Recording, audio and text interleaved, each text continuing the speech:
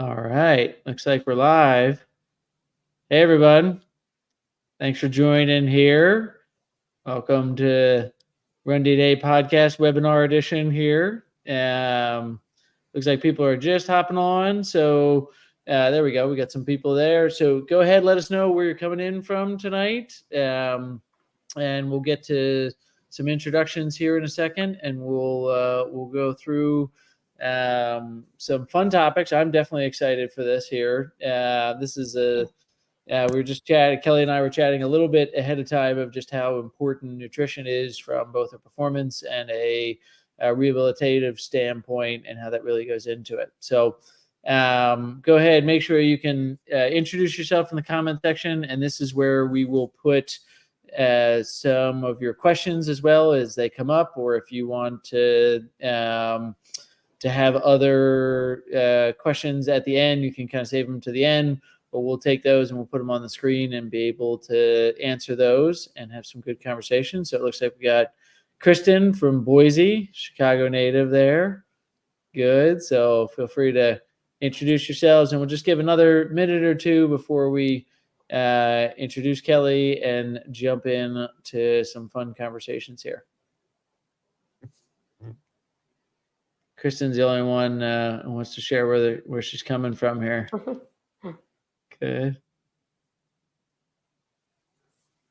All right. So while people are hopping on, I'm going to do a quick intro here. And I just want to thank Kelly for joining us here. Kelly Rossi is actually near me. We're both in Delaware, right? You're in Newark, Delaware? Yep, Newark. Yeah. And I'm up in Wilmington. So in Delaware, that seems to be very far.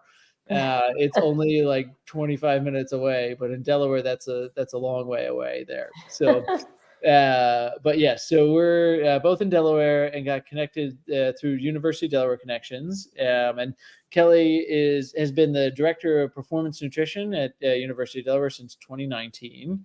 You did some of your work. You got your BS in nutritional science from Penn State. My wife went there as well. All right, we are. Yeah, we are. I hear that a lot. I went to Auburn, so I'm like, Auburn, Penn State. That we got beat pretty bad this time.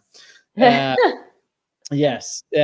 So then you get your MS in exercise, nutrition, and eating behavior from George Washington University, and you've had some great positions, pretty prestigious positions, working with the Office of Naval Research. Specifically, I think with Marine Corps a bit there, and at the University of Virginia. So those are some fun places, lots of good experience there. You served for the National Organization for Performance Dietitians, CPSDA here, Collegiate and Professional Sports Dietitians Association, which I just learned existed, but that's really cool. That's great that it and now is. now that you know, they're changing the name. So don't get too used to that acronym. It's now ASPDA. So okay, all right. So that is maybe a little easier there, like CPSDA. It doesn't exactly roll off the tongue, but you were board of directors for 4 years and worked on a lot of different projects and conferences. And then now you're stepping out of collegiate athletics and you're going to go into private practice starting now. Congratulations there. That'll give you some time to focus on family and serve all different types of athletes and individuals. So just please join me in welcoming Kelly, and thanks, and let me know if I left anything out, but that's a great start here. Yeah, I think you covered it. Thanks so much. I'm excited to be here. Yeah. So we talked about a couple topics ahead of time, and the audience is very much endurance athlete focused, but I think we also have to acknowledge that anybody that works with runners, almost every sport involves running. So nutrition is very important, both on the rehab side and the performance side, like we said here. So, with that kind of being said, of understanding the audience that we're talking to, let's talk about runners first. What are some of the things from the athletes that you see that are more on that endurance side? What are the most common mistakes that we're really seeing people make from a nutrition and hydration standpoint for our endurance athlete population? Yeah. And I'm a runner myself, or I was, I guess, since I had kids, not quite as much anymore, but so definitely have a passion there. But I would say underfueling is really probably the biggest issue I see, and really just athletes, runners, really consuming less than what they need, and it's often not even on purpose. It's a lot of times just the amount of energy that they're expending is so high, especially those endurance runners, and they're having trouble keeping up with it. So there's a term called relative energy deficiency in sport, REDS. Yeah. It was RED-S. Now they're saying to call it REDS. Okay. But essentially, it's where you're not consuming enough to meet your needs, and that can have a whole host of issues, cause a whole host of issues in your body. So it really affects all of the systems of the body. And it was originally, the female athlete triad is what a lot of people first knew it as. And that was where we're looking at the intersection of menstrual irregularities and bone issues and disordered eating or underfueling. And then some of the researchers realized, we're not including males in this. We're not including all of the other systems of the body that are being impacted. And so this came about, and there's been more and more research on that and more awareness of it. And really it's something I see probably on the daily with not just runners, but runners are definitely a big have that issue. And a lot of it is culture too, right? The culture of running is, and I don't see it as much, but a good bit of the culture is that, thinner is faster. Yeah. And I always try to talk to those athletes about, if you're thinner, but you're injured, because you don't consume enough calories and you don't consume enough carbohydrates, you're not running. So it doesn't matter how fast you are. You're not going to be able to run and compete. So, fueling yourself is going to be faster. The like strength to weight ratio, right? Like how strong are you for what your body weight is? And luckily people are realizing like the weight isn't the only way to manipulate that equation, where now you can get yourself stronger and you can do those things. And that's not a hard, fast set rule that you have to be a certain weight in order to do that. We're seeing faster runners that are different body types now too, which is great to see that.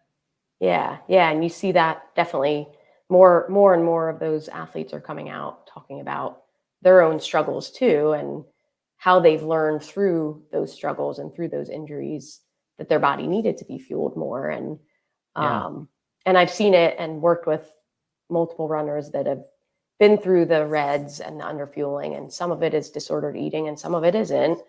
And they've come back and have PR'd all throughout the year, and their weight is higher, but they're getting their period and they're fueling their body properly, and their body is functioning better, right? It's all the body systems, endocrine and hematological and GI, all of those things are working together much more efficiently to help them perform better. So I might go on a bit of a tangent here for a second then, because one of the things I say and I'm listening to you talk about RED-S and I'm hearing it, and we talk about the culture, but one of the things that I observe with runners is that there is a lot of central nervous system fatigue from the high amount of output and energy expenditure that they go through when they're running high mileage, and not just, our professional athletes running 100 miles a week, but even running 30, 35 miles a week, which it's pretty common for a high school level runner to be achieving some of those distances. Yeah. I think we see some central nervous system fatigue. And I wonder if some of this is self-reciprocating, where they start getting into these like disordered eating habits, and they start getting that because there's just a instance of they're not fueling correctly. And then that leads to more not fueling correctly because they don't have the mental energy to really do what they know is right. And it's just, they get a little bit of boost because they're lighter weight and they just keep feeding into that. So, I mean, do you see that feedback loop or? Oh yeah. There's a saying, the underfed brain is an anxious brain. So that's that's one of the things, right? Hangry? You're Is that yeah, yeah, yeah, the that technical too, that definition too. of hangry? Yes, for Yeah, sure. I love that. yeah, But yeah, for sure, your brain functions on carbohydrate pretty much solely. So yeah, if you're underfueling, and again, the majority of the time when we see underfueling, it is carbohydrate. Most athletes get enough protein. Now, mhm. when we're injured or we're aging, our protein needs are going to be a little bit higher. But yeah, I mean, we don't always pay attention to the importance of fueling our body to support the brain function, right? Yeah, And one of the scientific benefits of carbohydrates in activity is it actually reduces rate of perceived exertion. It makes the exercise feel easier, and that's something that we kind of brush over and don't talk a lot about. hmm, But not only is it enhancing endurance and increasing time to exhaustion and all the other things, right? But if it's making the activity feel easier, you're you're gonna enjoy it more. You might be able to push yourself harder. You might have that mental energy to get through that last you know whatever sprint that it might be in the workout, or the last 10 miles of a really long run. And yeah. we don't always talk about that piece, that benefit. Yeah, that's an interesting perspective of it, right? And it makes total sense. And it's I like those things that are like, well, yeah, of course, right? But it's Yeah. not always talked about that way, where we talk a lot about rate of perceived effort and using that to monitor and quantitate training load and how we can use acute to chronic workload ratios. And that's a lot in our like certified endurance coaching course. We just Hmm. talk about how we use those systems, but it's really interesting to think about that if you're underfueled, your RPE could be elevated Yeah. for the same speed or the same like it's gonna require more effort, and I've never really kind of thought about it that way. And Yeah. we've even talked about, do you want to be fast or fasted as Yep. well. Yep.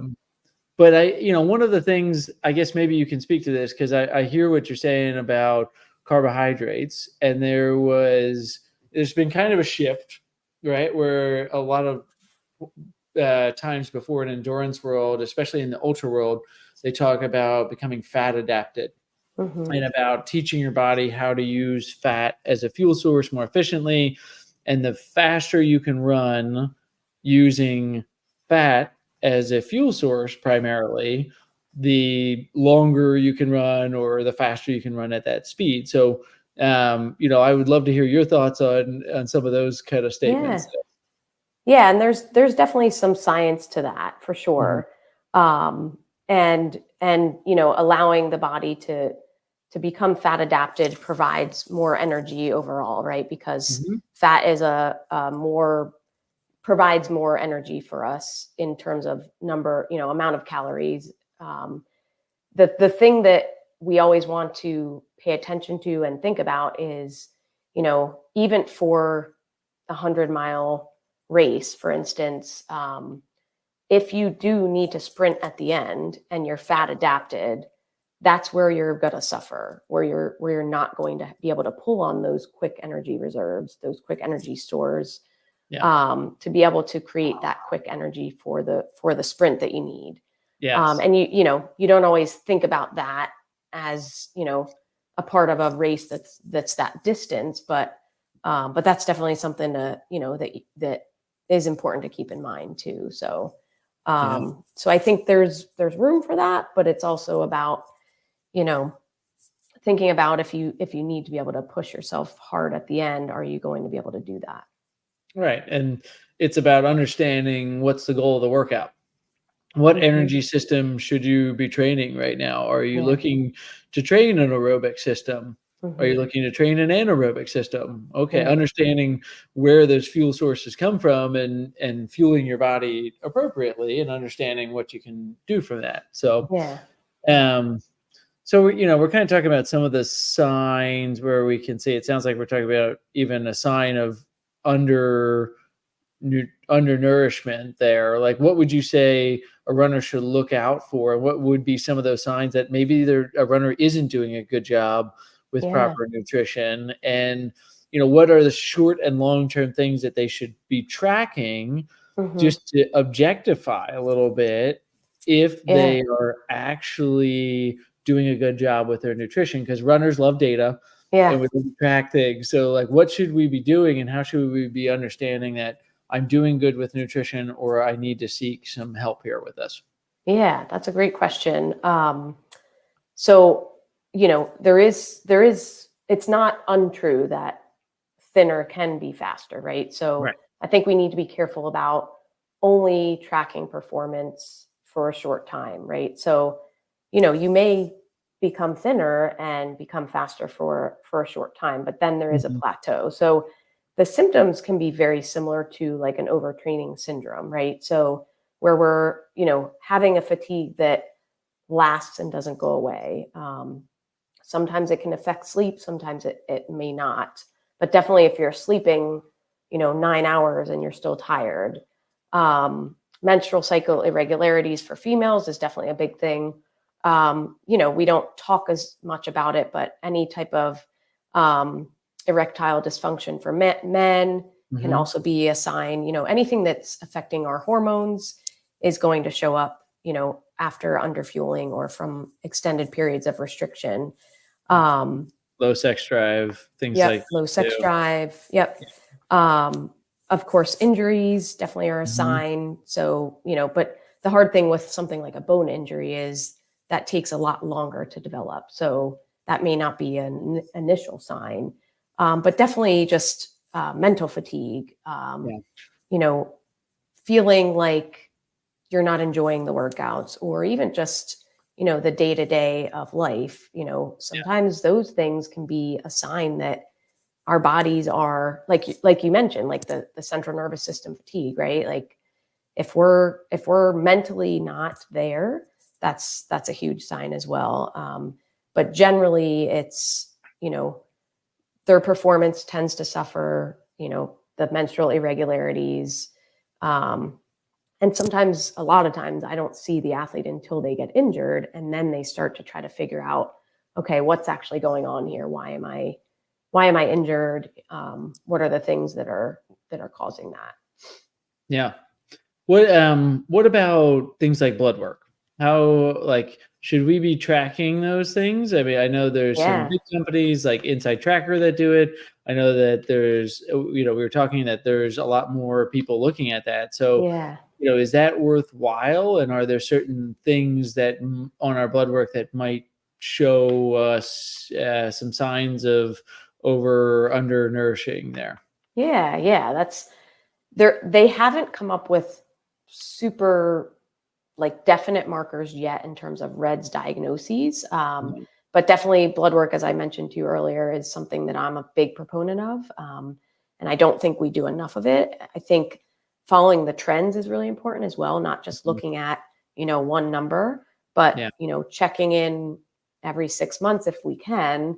Ferritin, of course, is going to be a big one for runners. So that heel strike hemolysis that's causing the breakdown of red blood cells. I have a lot of athletes that come in and they say they told me my iron's normal and they didn't get a ferritin, or they told me I don't have low iron or anemia, and then they have a ferritin of 18, but that's within the normal range in Western medicine. But that's not the functional range, right? I don't want them to be below 35 at the minimum. Um, so that can be a sign of underfueling. Definitely looking at thyroid hormones and looking at Mhm. all of the markers of the thyroid, not just TSH, but T3, T4, free T3, free T4, and making sure that we're kind of checking all of those things if we think there's an issue, right? Right. So a doc may not check that initially, but if there's a fatigue issue, we're trying to check all of the things. Vitamin D is one that wouldn't necessarily be a sign of REDS, but that's definitely one that we're wanting to look at as well. And then just, looking at like the comprehensive metabolic panel, that gives a lot of good indicators as well. Even just looking at like someone's glucose levels, fasting glucose, if that appears off after a trend of a few markers, a few a few measures, that can show us some issues as well.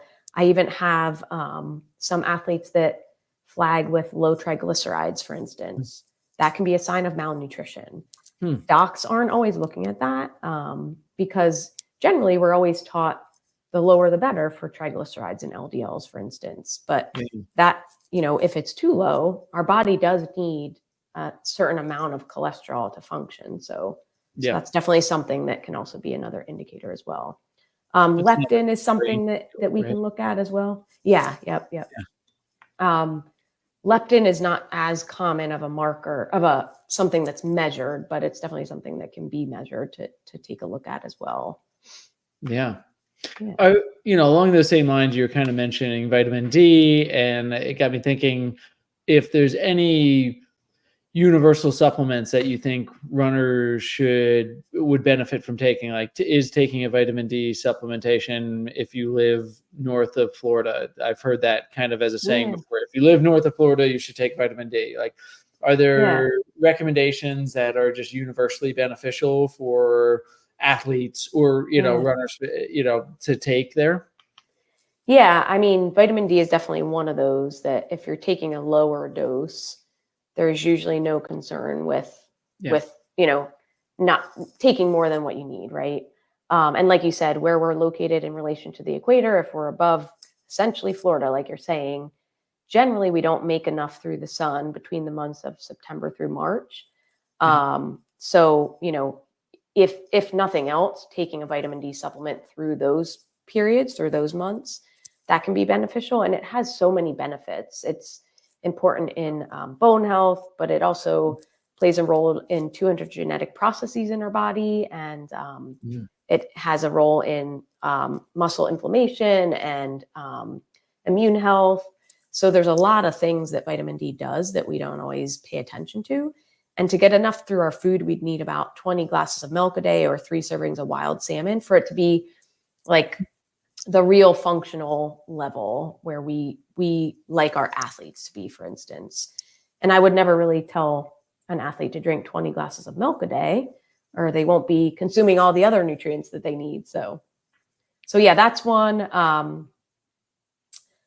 If I have an athlete that's under fueling, like I love to focus on food first, right? Yeah. We work really hard on making sure that they consume enough. And in the interim, a multivitamin can help fill the cracks. It's not taking the place of real food. But I do use those if I feel like it's going to help in the moment. Right. Because not everyone can go from, some people might be they might need 4,000 calories and they may only be consuming 2,000. A 2,000 calorie deficit is a lot to make up in a week. So something like a multivitamin is, again, it's not making up for calories, but some of those nutrients that they're missing out on can help with that. Omega-3 fats are an essential fat that we don't generally get enough of. We find those in fatty fish like salmon and tuna. We get a little bit from things like walnuts and flax seeds. But they play a big role in brain health, inflammation, heart health. So that's one that I do like, that I find myself using a lot. The one that has like a trick to taking it to, like for digestibility? Yeah, is it omega-3s or? I do. Yeah, I don't know if there's scientific. Generally, you shouldn't burp it up.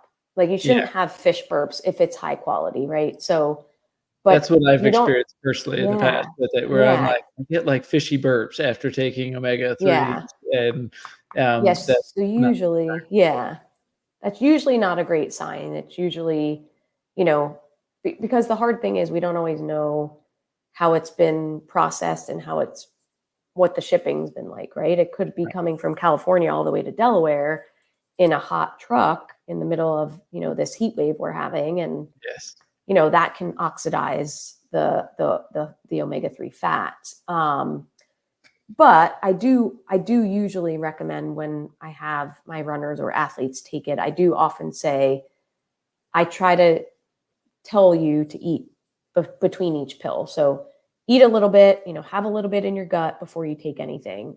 Take a pill, then eat a little bit more, take another pill. But you should be able to take a good amount of pills, of omega-3 pills, without much digestive issues. If you do have digestive issues, it may be a sign that there's something else going on too, right? Okay. If you're that sensitive, because realistically, even if you're taking 6 of the higher dose omega-3s, that's really not a ton of fat. It's a lot less fat than what you might consume from a steak, for instance. It's essentially like 6 to 9 grams of fat. So it shouldn't cause a ton of digestive issues. And if it does, either the quality is low or, you may have something else going on. Yeah. Yeah. So those are kind of the basics. And then from there, it's really about trying to individualize. And that's, my approach, my ideal approach is not just recommending a blanket, supplement across the board necessarily, but really trying to individualize based on the athlete and what concerns they're dealing with. Yeah, I think that's an essential approach there, because you don't want to be spending money on a bunch of supplements that you're fine on. And that's, I think it's a really important point about the need for blood work and for looking at those things and understanding some of that, because if you don't understand where some of those deficits are, you might not really understand why you're having issues or where you keep getting into issues there. And I have athletes that have always gotten sick after certain races or have always had issues there. And it's like, might need to look at some of the nutritional items as well, as much as just even the training. It's easy to just say you're overtraining, but overtraining is also under recovering as another way that I like to look at that. And I think we said that on one of the earlier Run DNA podcast shows, that flip the switch and don't call it overtraining, call it under recovering, and start to figure out where the lack of recovery is coming from. We can go to sleep as a big thing there. We can go from, training errors where you're just, too soon of a stimulus again. But I think nutrition needs to be part of that equation that is often not, especially probably at the high school level. I think it's very taboo probably for a high school cross-country coach to start talking to athletes about nutrition. And that's a shame, because it's such a critical aspect of their enjoyment and success level in the sport. Yeah. I definitely see a knowledge gap there with athletes coming in. There's some good knowledge or knowledge. There's a lot of nutrition information out there. It's not always necessarily the right information, but some of it is. But yeah, there's definitely room there for improvement. Athletes could benefit greatly from working with a dietitian, for instance, in high school, and then they get to college and they're already ahead of the game. I always say, of course, I'm biased as a dietitian. I always say that nutrition can be that edge, because you're working with the best coach and the best strength coach, and you're doing all the things. But if you're not paying attention to your nutrition, that's a huge piece of it. And if you're not recovering nutritionally, like you said, that plays a big role too. So, underfueling, recovery is part of that underfueling a lot of times too. So when we talk about common mistakes, the recovery piece is a huge part of that as well. And it may be, a lot of times it's like fatigue, right? Like, I'm tired after my race. I just want to go, chill, or I want to go party, like depending on the population, different things that people are doing. But a lot of times they're not focusing on recovering. And, it may not be the end all be all if it's a race and then they have a long time to recover. But, day to day, if they're not recovering, that leads to a cumulative deficit or cumulative under recovering that's going to lead to more and more issues down the road. And the older athletes get, the more their body, notices that too. Right. So Yeah. I was going It's to jump back to the blood work too. I think the other thing with that is we don't always retest. We might draw a right, ferritin, but we want to know how it's going, right? So over time. if we're taking iron supplements or we're taking a vitamin D supplement, we want to retest if we can. Not everyone can. If we can, we'd ideally want to retest. So then we know, okay, is this working? Because a lot of people, different irons work well for some and not for others. And we have to tweak that, or we tweak the dosing, or we tweak the timing. So that's a really important piece too, is trying to make sure your doc is getting you retested so that you know that what you're doing is working or not working, and if it's not working, what you should be doing. Yeah. And something like ferritin, for instance, making sure you're not taking your iron supplement before you get it tested, 3 to 5 days before going off of that, and not doing it after a workout. So I just had an athlete today who was like, oh, my ferritin was low, and I did it after a workout. When I said to her, make sure you don't do it after a workout the next time you do it. And she's like, really? I'm 100% sure I did it right after my workout. So she was already low, but she may have been even lower because doing it after a workout can actually falsely elevate the ferritin and then give you a false sense of security that your ferritin is fine. So again, just reiterating the retesting and following those trends. Yeah, being consistent with it. Actually got my 6-month blood work today. Oh, that's great. Yeah, follow that up on that. And, it's interesting what you were saying too, and you made a point that made me really think of this, because I also just recently hit a milestone birthday, and, it's, you can get 21, congrats. 21, thank you. Yeah. Yeah. 19th anniversary of it. Yeah. So, but it was interesting what you were saying, that we do a lot of time think about this in regard to maybe your high school or your collegiate athlete about that, but they can get away with it a lot more than the middle-aged athlete. Yes. The person that's racing 5Ks and doing marathons, half marathons, that person is going to have much more sensitivity, and hopefully also has a little bit more means to be able to say, I am going to get this checked. I am going to monitor this, because I think that that's really important. And again, if somebody's training for a marathon and they're like, it's a big goal race for them and they're pushing themselves, why not check on the blood work? Why not do that stuff to make sure that their body is fully prepared for going through a hard training regimen? Yeah. I see it all the time. Athletes come in from high school and they're like, why can't I get through this workout? Well, one, you're older, but two, you're pushing yourself a lot harder. And then my older athletes, definitely, they're much more sensitive to all of those things, and the blood work can help with that. And also, the older athletes or middle-aged athletes are generally on more medications as well. And those can play a role in some things as well. Like, I had an athlete the other day who was on SSRIs, and I think it was. Anyway, we were talking about one of her medications, and it depletes sodium. So we actually adjusted, and she's a heavy sweater. So she had two things going against her to impact her sodium needs. And we adjusted some of her hydration and pre-run electrolyte usage. And she felt a world of difference just from that. So paying attention to our medications and how that may play a role in nutrient deficiencies and things like that as well is also important as we age and as we increase, what we're taking and things like that. And that's where the blood work too can help with that too. I think that's a huge part you just hit on about personalization, that we talk about this with gait analysis all the time. When we're doing a gait analysis with somebody, I think there's this perception by athletes that they think that it's going to be really hard to make a change. But when you use personalization, it's as easy as, we're going to add some electrolytes before you run. Yeah. It's as easy as pick up your cadence a little bit or lean forward a bit.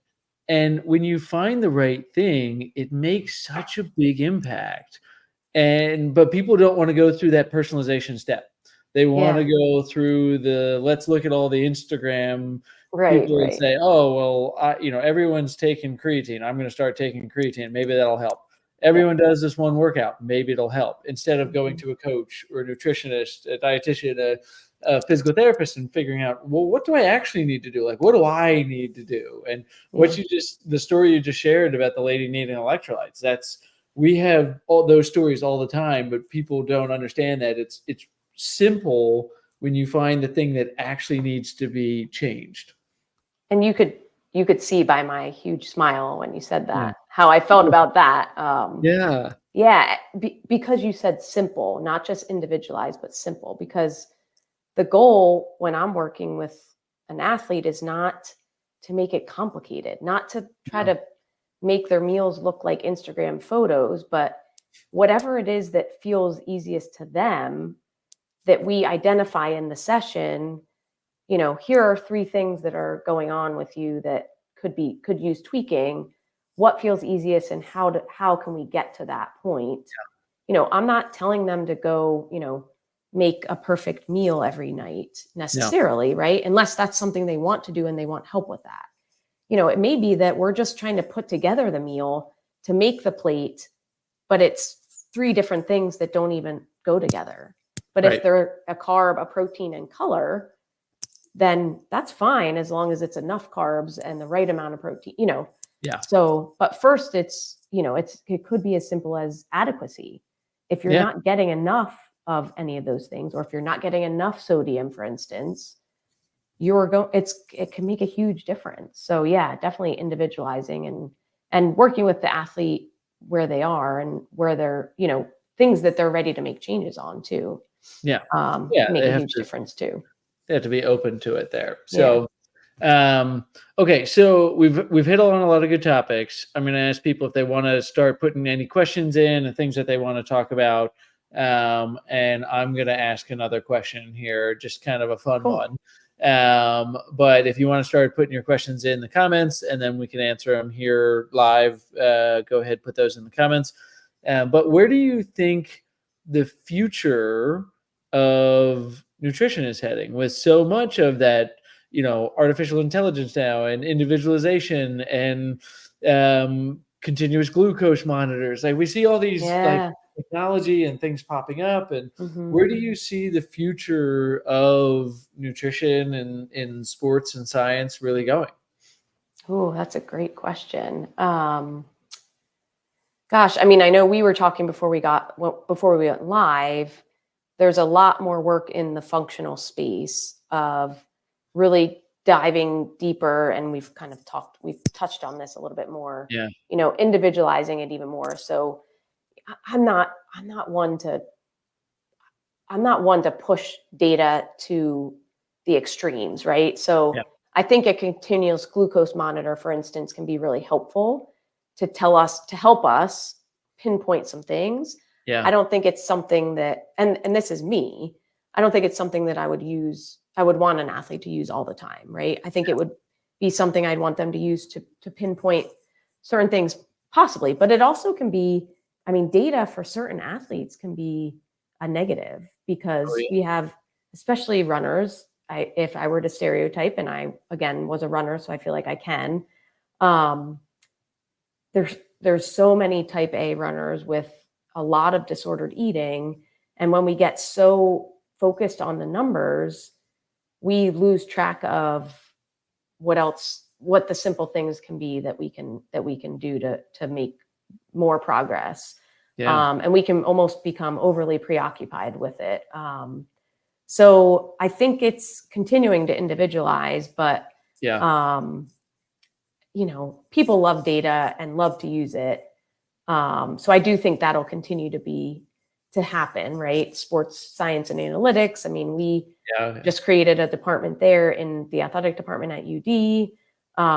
So there's lots more we can do with that type of data and tracking all the things. Yeah. Um, I think for like the running community and the cycling community, those things are going to happen more and more. I think for the general public, it's more about individualizing and blood work and maybe not quite as much the data, the full on data. But yeah, that's a good question. One of the questions here, but one of the things just along those same lines that's gotten significantly better over the years, and one of my suggestions for people, because I'm not a dietitian, I don't have nearly the training that you do, but my common suggestion to them is it's getting so much easier to track your food that if you really want to understand, just spend a week, and there's normally like a free trial of a week doing some of this stuff. Spend a week just understanding what you're eating. Like, what's the balance of macronutrients? How many calories is that brownie? What are you doing? Like, what are you actually getting fuel wise? I think that's often a great place for people just to start, is awareness. So, all right. First question we had is, any tips for real food fueling? That's a challenging one. I didn't fumble on that. We say that 5 times fast. Real food fueling during long runs versus the typical gels and chews. Yeah. Real quick on your tracking, I just wanted to touch on that too, and then I'll get to the real food fueling. Ooh, that is a tongue twister. I think just know yourself too, right? Like I love that you said like for a week, right? Short-term tracking can really increase awareness, like you said, and be careful that it doesn't lead to you feeling like you need to track every day forever. 1 week is plenty. And to be honest, like I picked that up after I did that myself, and I was like, oh, this has become unhealthy. And this was years ago. I was a dietitian already, but I'm like, oh wow, I need to actually pay attention to how much I tell my athletes to do this, because if this happened to me, so definitely just kind of like be self-aware. If you are that person that becomes overly preoccupied, definitely try to make sure you're not doing it more than a week, but it definitely can increase that awareness too. Yeah. In terms of real food fueling, I think that can be so, I guess it depends, right? It depends on how much you're willing to carry and how long the distances are. And prep time. Yeah, prep what you're willing to prep. There's a lot of people that love like the boiled potatoes with salt, and that can be a fun one that that's savory versus sweet. So a lot of people get sick of the gels and chews because they're sweet. So I think it's also about, what is it for you that the gels and chews are not doing, or that's making you not want to use those? Is it the cost? Is it the sweetness? You can also puree up things and put them into pouches. Like you can buy pouches that you can make, like kind of like the Go-Go Squeeze applesauce pouches. You can buy those and puree up foods like sweet potatoes and different fruits like bananas and things like that would allow you to take real foods, but not in their whole form. So something like that could be an option. But again, it kind of is going to also depend on your gut tolerance too. The gels and chews are great because they generally have, multiple different types of carbs, and they're in the amounts that you might need. But again, it doesn't mean you can't use the real foods. It really is just truly about what makes you tick and what you have access to and what you're willing to do. So I think it's super possible. And I think those pouches are going to be kind of your easiest option. But a lot of people do those boiled potatoes. I mean, some people might even carry things like pretzels or, a peanut butter and jelly. But again, the fat in the peanut butter for some people might cause some GI distress. So kind of knowing that timing is really important too. So you don't want a lot of fat, fiber, and too much protein in a lot of those products or foods, because those all can cause different types of GI issues. So my advice is practice it for, obviously if it's during a long run, that's a workout, not a race, you can practice it while you do that and then kind of see what feels like it works for you. But remember, it may not just be that one thing. So if you had a bad reaction, think about all the other things in that day. Was the heat and humidity higher that day? Did you prehydrate and use electrolyte replacements? Or did you not sleep well? Was your stress higher? All of those things play a role in how our body responds to a workout too. Yeah, good. I don't know if this book is still around, if you can still get it, but when I was doing a lot of triathlons, I had the same kind of question about real food. And for me, there was a book called Feed Zone Portables, Mm-hmm. and they had a lot of great recipes in Yeah. there. Yeah. And they made these, it was like a rice cake, but it was like not a hard rice cake, Yeah. but Yeah. it was rice, and you would scramble a little egg in it, so that there was a little bit of protein, but Yep. mostly carbohydrates. And they were really good. Actually, Yeah. they did a lot with rice. They did kind of like a peanut butter jelly rice. It was good. Mm-hmm. So Yeah. that's Rice can be a great carb option. And I think it depends on how motivated you are. yes. I'm too lazy to take that time to prep, but that's a great book if you do have Yes. the energy and motivation. Another great book, not related to that question, that I did want to mention is Good for a Girl. It's Hmm. by Lauren Fleshman, who's a Oh well-known yeah. runner. Everyone that works with runners should read that book, not just female Hmm. runners. It talks a lot about, like, she talks a lot about her experience through her career, but she talks a lot about the science and reds and underfueling, and just like she talks about her thoughts. And I think anyone that works with runners that isn't a runner themselves, or that maybe doesn't understand the way certain runners might think, like if you have a healthy relationship with your body and you haven't been pressured to become thinner, reading that book as a coach can be really helpful too. And I have a lot of athletes, like I had an athlete, a runner, who read that as a high school runner. And she, after reading it took me a while to get her to read it. She Yeah. finally read it and she couldn't stop. She was listening to it. She couldn't stop listening to it. And then she started talking about wanting to go around to schools to educate other female athletes about like underfueling and all the things. So, and she talks a lot about the science too, because her background is in exercise science too. So that's a great book as That, well. that's a great recommendation. Nice. Yeah. What was the name of it again, just in case people missed it? Good for a Girl by Lauren Fleshman. Perfect. Very Yeah. good. All right. I think we got time for one more quick response here before we wrap up. Sharon was asking about hiking Machu Picchu. Congrats. That sounds awesome.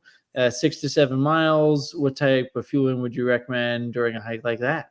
Yeah. So Doug mentioned a little bit of protein, which can definitely be helpful to extend the carbs so that you're not breaking down the carbs super fast. And I've had athletes that really benefit from some protein. But the most important thing to remember is to test this out, Sharon, Mhm. before the actual hike. So I think it depends on, again, what you like, because if you bring things or do things that you don't enjoy, that's going to be harder to get it down, right? So make sure that the things that you choose are things that you actually enjoy and that you'll want to consume. Because part of the benefit of something like Gatorade, for instance, is the actual flavor. Athletes consume more sports drinks than they do water simply because it has flavor. So that's the same kind of premise of any type of fuel that you're using, making sure that you like the taste of it and the flavor of it. But trying a little bit of protein can be helpful. So I have athletes that really like those honey stinger waffles, Oh, yeah. Those are because good. those have a little bit of fat in there, not too much to really cause some GI issues. Some people, like I said, like peanut butter and jellies. And for you, because it's a little bit of a more of an endurance, slower paced type of event, you have the ability to use those a little bit more fat and a little bit more protein than the average person. But again, the recommendation is practice first. Always practice before you do anything. And then I think also understanding the climate so that you can get a little bit more specific on your hydration and electrolyte needs. So Doug had asked me how to kind of know what your fluid needs are. Some people use a Garmin, and that will show Mhm. you how many ounces you're sweating out. For every, so generally speaking, you need about 20 ounces per pound of sweat that you lose in Mm. terms of fluid to replace. So if you're losing 16 ounces, that's a pound of sweat. You need to replace 20 ounces for every pound there. And then generally speaking, you need about 500 milligrams of sodium for every pound. That's kind of the average. Some people need less, some people need more. But if you're going into a hike like that and you know it's going to be super hot and humid, you may want to kind of check that out by doing a pre and post practice or pre and post workout weight check to see how much sweat you're losing in, a hike that might be somewhat similar. Yeah. Those are great. So fluid and electrolytes are important too there. Yeah. And it's very easy to do a pre and post run weigh in just to kind of see how much sweat are you actually losing. And I like the numbers that you said, hey, you need 20 ounces for every pound and how much sodium you need. So those are really good recommendations. So, and if you don't have the Garmin, yeah, and just make sure when you're doing the post workout weight, you're taking off like all your sweaty clothes, because of course those are going to hold the fluid in it too. So yes, very good. Well, Kelly, this was awesome. Thank you so much for being on here. How can people find out about you or get in contact with you if they're looking for more information? Yeah, so my new website, don't judge it, is holisticperformancenutrition.life. Nice. So you can find me there. That's kind of a mouthful. So you can also email me at kelly@rossinutrition.com. And I can type it in here too. I don't know if that's helpful. ROSSI, right? Yeah. Yeah. Very good. Awesome. So those are two options. And then of course, if you can't figure it out, just contact Doug and he can get you my info too. In contact there. So awesome. Well, really appreciate you being on. This was great. Good luck with the new private practice. Lots of good lessons in here. And I really appreciate you being on. So thank you. Yeah, my pleasure. Thanks so much, Doug. All right. Thanks everyone for joining and for listening. Thank you.